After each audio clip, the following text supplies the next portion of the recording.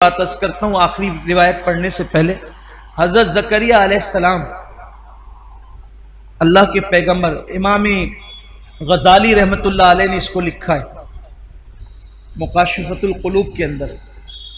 हजरत ज़करिया अलैहिस्सलाम जब यहूदियों ने आपको शहीद करना चाहा, कत्ल करना चाहा, दौड़ाते रहे, आपने छुपने की कोशिश की और हजरत ज़करिया अलैहिस्सलाम ने जब दरख्त में जाकर के पनाह ली तो ज़करिया अलैहिस्सलाम को उस दरख्त के अंदर जब पता चला यहूद को कि इसमें छुपे हुए हैं तो उन्होंने ऊपर से आरा चला दिया।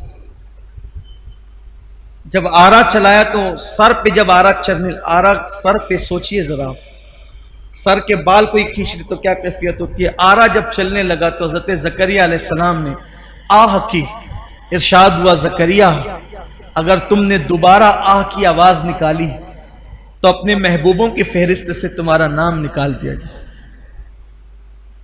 यह आखिरी का जुमला अगरचे इमाम गजाली रहमतुल्लाह अलैह नहीं लिखा है, लेकिन यह दूसरे सूफिया किराम का बयान करता है जो इस वाक़े से मैंने जोड़कर आपके सामने पेश।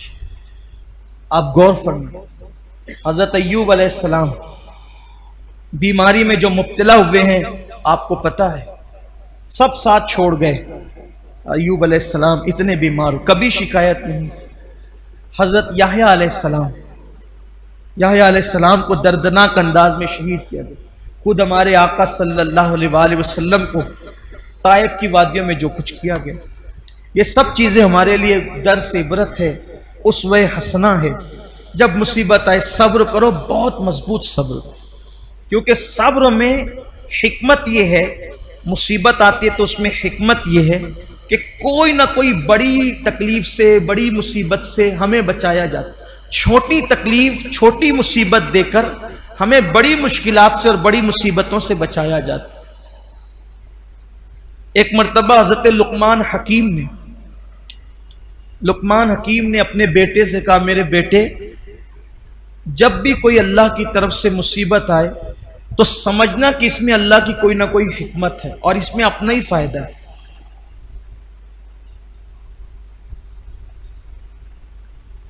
तो जब ये बात सुनी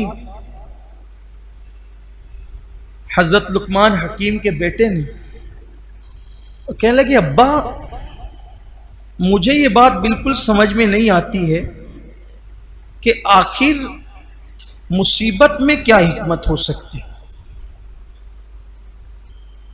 का बेटा उस पर सब्र करना, कभी वावेला नहीं करना, कभी हंगामा आरा ही नहीं करना। बस लगा कि अब्बा मुझे अभी वो यकीन की मंजिल हासिल नहीं हुई है जो यकीन की मंजिल अल्लाह ताला ने आपको अता की।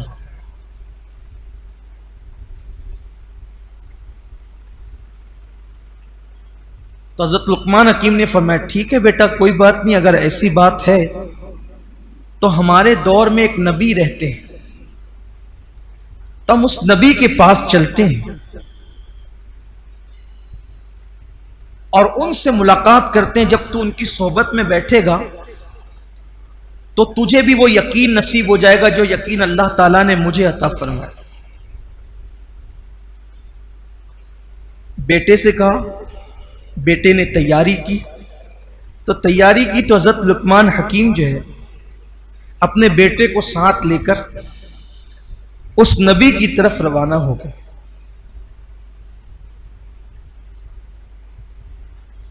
जब उस नबी की तरफ रवाना हुए, बेटे को यह कि भाई उनकी सोहबत में बैठेगा, बातें सुनेगा तो यकीन पैदा होगा।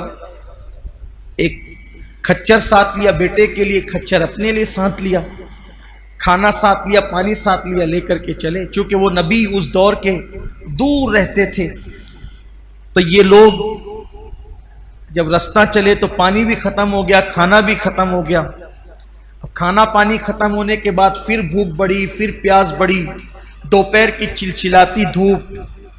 आजकल तो हमें उसका एहसास ही नहीं है, इसलिए कि लोग बसों में सफ़र करते हैं, कारों में करते हैं, ट्रेनों में करते हैं। खुले आसमान के नीचे धूप में अब सफ़र नहीं होता।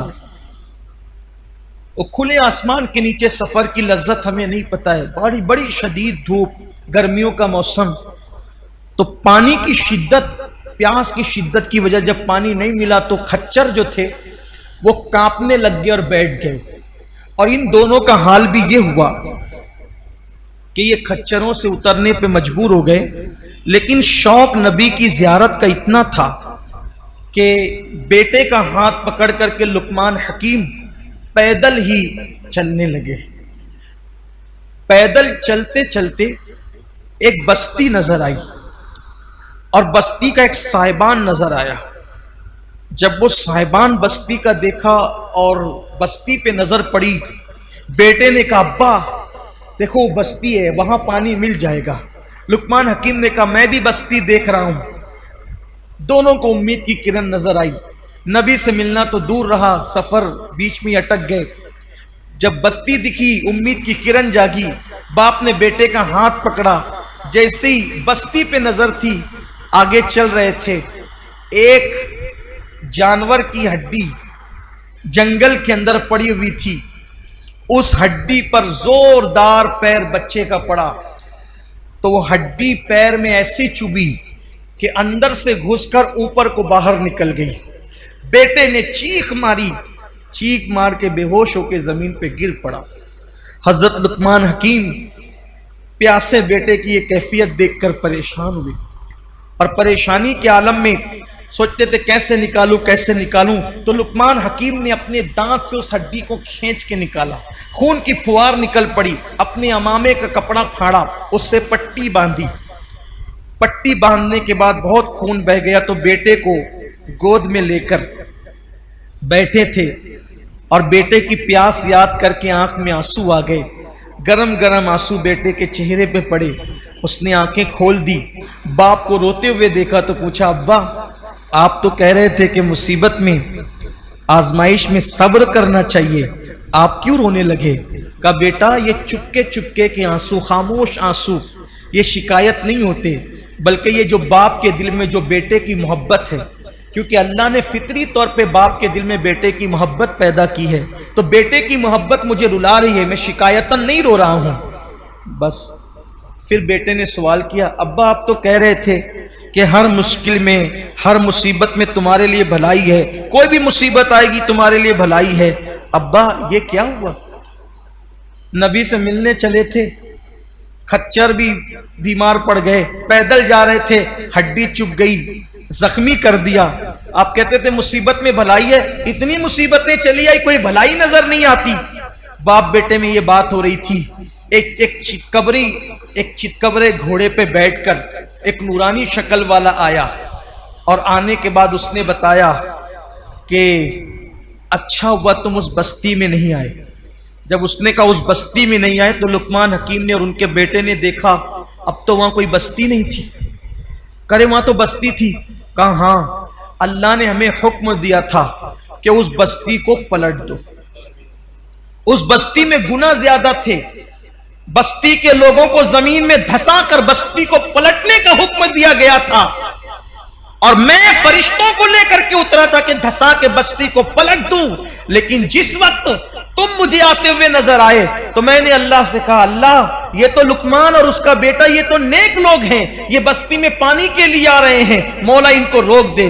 तो अल्लाह ने उस धंसाने से बचाने के लिए तुम्हारे बेटे के पैर में जानवर की हड्डी चुबो दी, ताकि हड्डी चुबो दी गई तो तुम यहीं के यहीं रुक गए, और जब यहां रुक गए तो तुम धंसने से बच गए। अगर उस बस्ती में तुम आते तो तुम्हें भी उनके साथ जमीन में धंसा दिया जाता। ये अल्लाह का करम है कि अल्लाह ने हड्डी चुबवा कर तुम दोनों की जान को बचा लिया।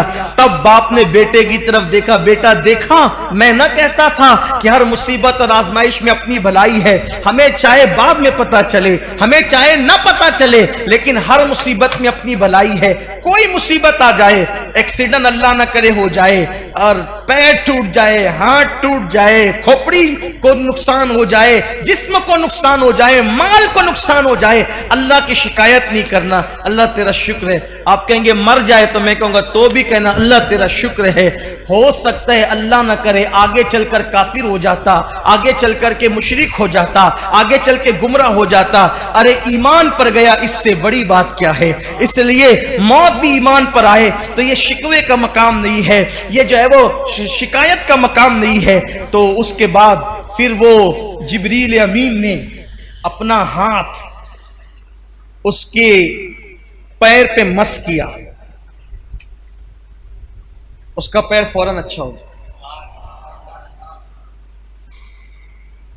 जो खच्चर और बर्तन खाली पड़े थे वहां हाथ फेरा, खच्चर भी उठकर खड़े हो गए, पानी और खाना सब आ गया। और कई दिन तक सफर करके नबी से मिलने चले थे इसलिए कि बेटे का यकीन पुख्ता हो, लेकिन बेटे का यकीन अब इस वाक़े से पुख्ता हो चुका था। जिब्रील अमीन ने दोनों को उठाया और उठा करके उनकी बस्ती में रख दिया। कई दिनों का फासला पलक के झपकते वो भी तय हो गया। इसलिए कोई मुसीबत, ये कोविड भी